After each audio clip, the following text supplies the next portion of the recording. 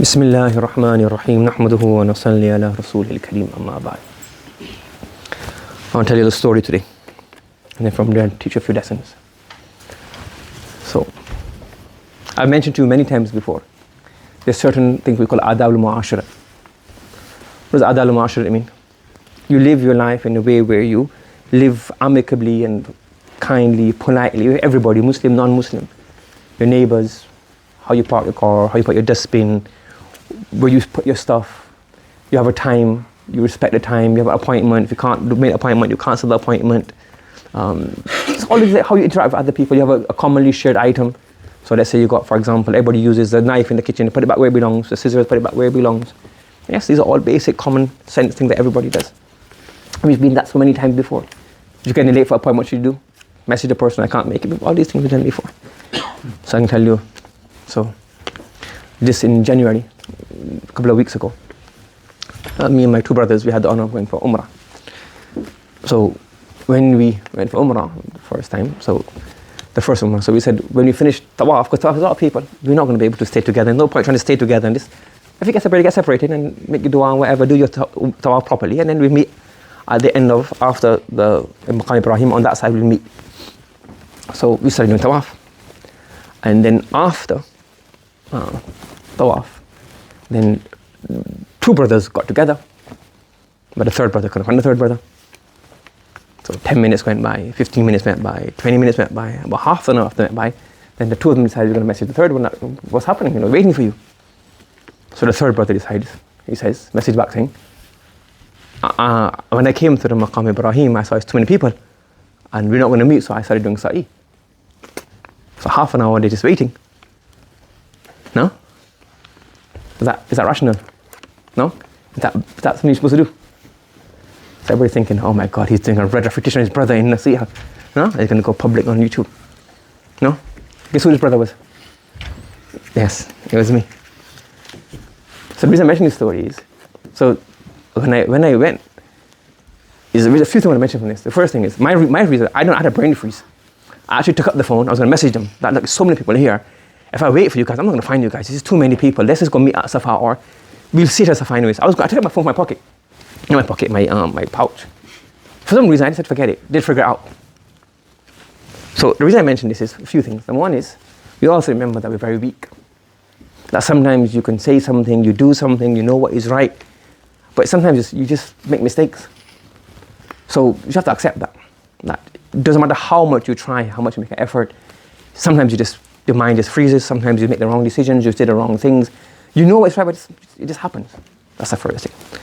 The second thing is, you have to remember, so one thing, you should never be like that, oh, I do everything right. I do everything correct. Because, here I was talking many times about this, isn't it? Basics. When I told my son and wife this, they were like, I know if it was you, I would have got really angry at you guys. Because basic common sense logic, basic, obvious, like, why do you not message? Why not message? Like, why make somebody wait half an hour for you? You don't have that much etiquette. I would have gone ballistic on them, like, don't you know this? Like, it's such an obvious thing. Anybody who's got a bit of common sense would do this. Yes? But it just one day just happened that my brain froze and I didn't do it. So you should always remain humble. That you know what? We all make mistakes. We are very weak. And nobody's perfect. Number one. Number two is, does that mean that from now on, that's it? I'm not watching this man and I'm not going to see anymore. I'm not going to say, you're all human beings. So you have to remember, in any person, apart from Rasulullah sallallahu alayhi wa sallam, nobody's ma'soom. So if you see somebody, like any scholar, any sheikh, anybody, you can't pick up every single thing on this, he done this, because it's human beings. They get tired, they feel sick, they get annoyed, they do something wrong. Everybody does something wrong. You have to say, well, that's why somebody makes a mistake. Anybody. It's okay, you made a mistake. If you say something, the other thing that says good, we'll do that. Yes? You could never find a perfect person. If you look for the perfect person, you're never going to find a perfect person. Everybody makes mistakes. That's the second thing to learn from there. And the third thing is, if you're a father, you're a mother, you're an elder brother, your husband, wife, it's very easy for us to see faults in other people. That he done this. For example, you say, they never wipe down after wudu. You never wipe down the sink after wudu.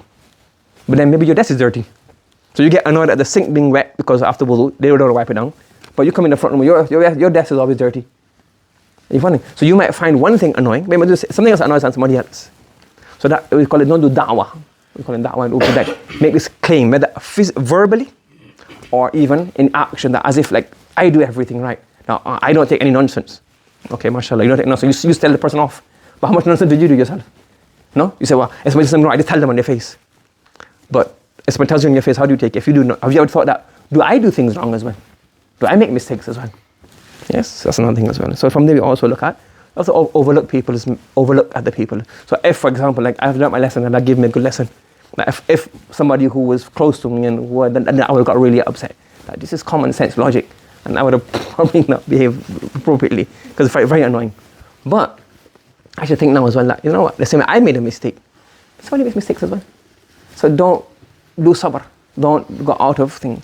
And sometimes you have to realize as well that sometimes in life, you have to remember this. In a marriage, you might think, oh, she's doing this, he's doing this. But you have to, how many things they do sabr with you? It's a give and take. And sometimes if you look at it properly, it's like, yes, sometimes it's a genuine, both people are ma'adur. Both people have an excuse. Yes? So don't, for example, give some example. Like, so many examples. I'll give one example myself, another example myself. There's a student last year, this year, he sent me so many days in the morning. Message comes in, mom says he's ill. Message comes in, mom says he's ill. It's like, how much ill are you going to get? How are you going to study? What kind of pressure is this? Yes, how can we be so ill? Like every week, one day here, one day here, one day here, one day here. Then what happens? My son had an allergy to something. We didn't know it was allergy. So he had the same problem.